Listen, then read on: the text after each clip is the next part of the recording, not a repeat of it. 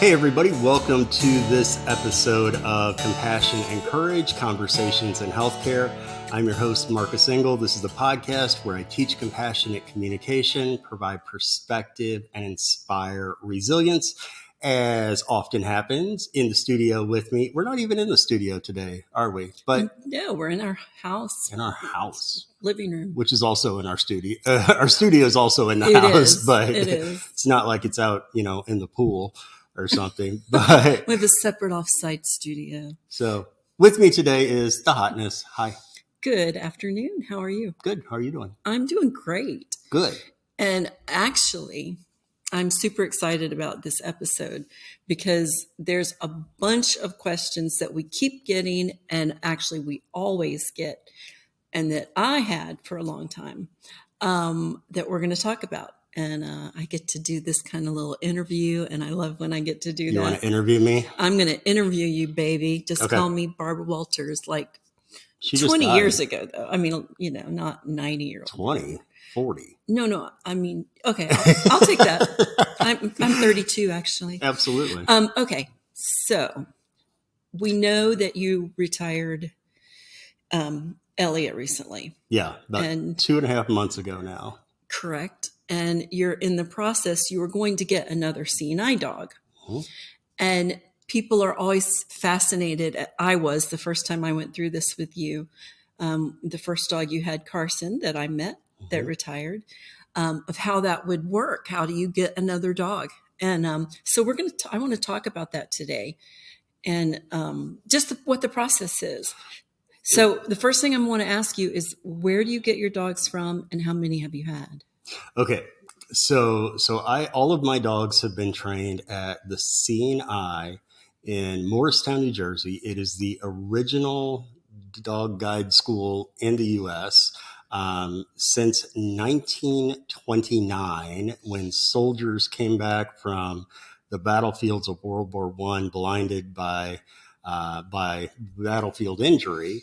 That's when the Seeing Eye started to take shape. And so for nearly 100 years, they have been breeding, raising, and training Seeing Eye dogs for people who are blind or visually disabled. And this will be dog number 5 for me. Dog number 5. I one of the things I always found fascinating is I've known 4 of them, and the different personalities they have. So incredibly different. There's actually a chapter in one of your books about the different personalities, and they all get their own nicknames. So I'm excited to be bringing a new home. Update on Elliot real quick. Elliot's doing good. We get pictures about once a week from his adoptive family. He lives with 2 other dogs and 1 cat, and he adapted so quickly and perfectly to adopted life, to retirement life. So he's living the good life now. I know his adoptive family just absolutely loves him, and I know he's in a great, great place. Which, makes my heart rest a lot easier at night. It does, because it's really hard to let go of one. So knowing he's great. Okay. What do you do next to get another dog? So this is kind of interesting. People ask, like, well, how does this work? Right. And I guess first you have to make a decision to whether, if you're someone who is blind or has a visual impairment, you have to make a decision whether or not you want to get around using a white cane, or you want to get around using a dog, or maybe there's some kind of mix of technology and one of those two. I always knew that I wanted a dog because I knew that traveling from point A to point B would be faster. And so once I decided that I want a dog, or anytime that I get a subsequent dog now, or a successor dog, first comes application, right? You're filling out an application for the Seeing Eye. After that comes several different things. It's letters of recommendation, referral letters, to make sure that you are a person of upstanding good character who can take care of the dog. Medical forms to go through and have your doctor fill out, including what was it, TB tests and blood tests and That's such like right. that. I forgot. Because during the training process, which takes 3 weeks to a month, you are living in a dormitory type setting. So, especially throughout COVID with communicable diseases, you've got to make sure everybody is healthy and such like that. So let's say you filled out an application, you've passed all your physicals and paperwork, you've been accepted to come up and receive a dog. A person will then go. Now, keep in mind, there's about 10 or 12 different schools around the U.S. where one can get a dog that will do the same job as Elliot and Garrett and Carson and Dasher have all done. However, the school in New Jersey that I've gone to for all of my dogs for now over 25 years, they take a very respectful approach to each of their students. So when I leave that school, they've done enough background checks and interviews, et cetera, that they know that I'm going to be a capable dog handler. And when I walk off of the premises, I own my dog 100%. That's a little different than other schools around the country. Well, then whenever you get to the school for 3 or 4 weeks of working and training, that, well, what happens then, right? People say, well, do you just get to go into a room with like 30 dogs and get to pick out the one you want? No. But that sounds fun. It does sound kind of fun. That sounds like a little bit of happy bedlam, Well, it but sounds like The Bachelor. well, that might be true too. Yeah. But so yeah, it is a fun process, but that's not how it works. Typically, they're doing evaluations for the first several days that I'll be on site. They'll be doing evaluations for my walking speed, how tall I am, what my lifestyle is like, and then they're making observational decisions. They're making decisions on what dog to place me with based on their observations. So it'll be 2 or 3 days into train when it will be dun dun dun dog day. And dog day is the day that you actually receive your dog and you, oh my gosh, it is, I've done this 4 times and every time it's different and it's sacred and it's beautiful. And I don't think I've done it without being able to hold back my tears. Um, but when that dog first comes into your life and you just start thinking, I'm going to have years with this dog. This, it's like me and you and me, buddy, teamwork. And so after dog day, you go off for a while to do some initial bonding with the dog. You do some very easy things on the first day of having your dog, like walking around a path with a trainer to make sure that, that it's a big day for the person. It's a big day for the dogs too. And they're very nervous. They're out of their elements too. So that first day or two of bonding and initial training, it's an experience. Let's say that it's an experience. It's tough, but it is amazing. It's tough, but it's amazing. You made me tear up a little bit. I always get so excited for that first call when you get a chance to call and tell me the breed, what color, if it's a Mm-hmm. girl or a boy. It's always like, it's almost like being in a waiting room with someone that's having a baby. Yeah. What is it? So I remember when I got Elliot, I went back to the room and uh, spent some time laying around on the floor with him, rubbing him, and just bonding, getting to know each other.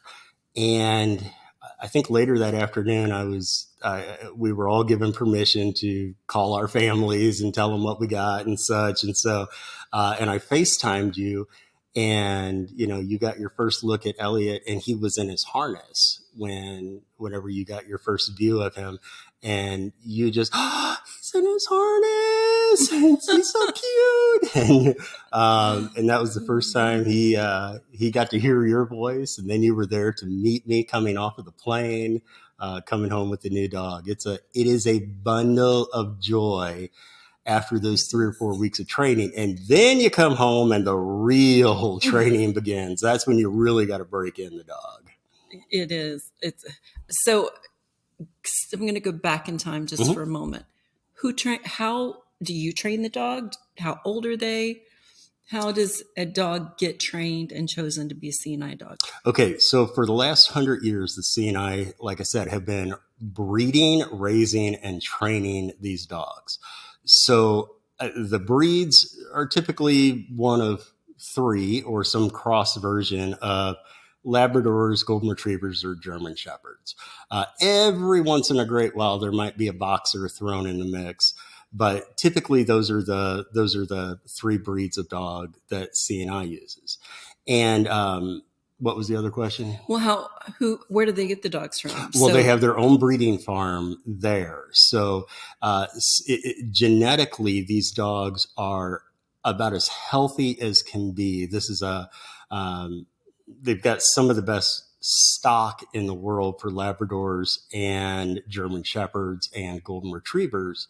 So they're constantly scientifically, genetically trying to breed these dogs at their own farm to make sure that these dogs don't end up getting a lot of those diseases that dogs get later in life, like hip dysplasia, or, some dogs have the tendency to start losing their vision in their later years. So they get all of that bred out of their system, out of their breeding system, so that whenever I get a dog, that dog is extremely healthy and should have a longer lifespan and maybe a longer working time than an average dog. okay. So they're born at the seeing eye, Mm-hmm.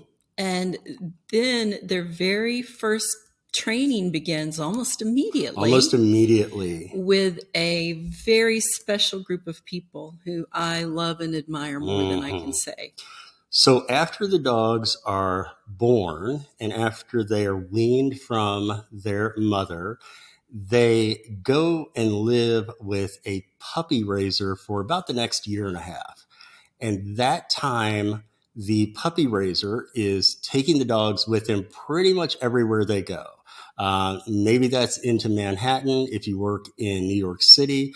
Maybe that's to a college campus. Maybe that's to whatever the people like. Dasher was raised by a retired couple on a farm in Pennsylvania.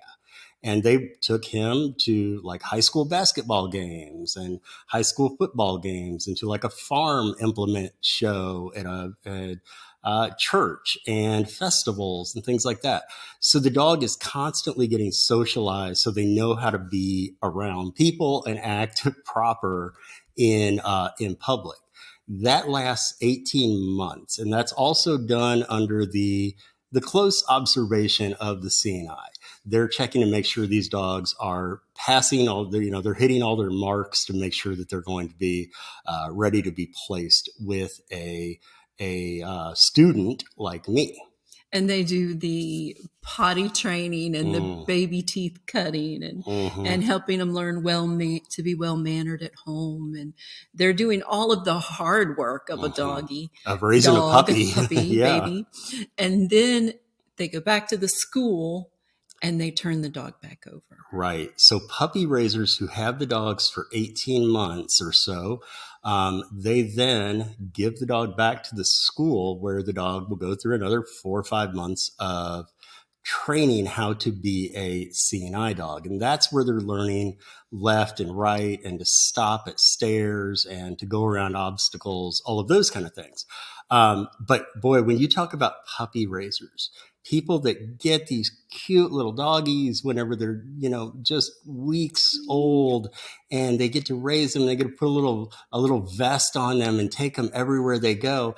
And then 18 months after being with that dog, you say, bye. I You say you got to know. take that dog back to the school. And even though you know that that dog will be helping someone who is blind, it still has to be really, really, really difficult to give that puppy up.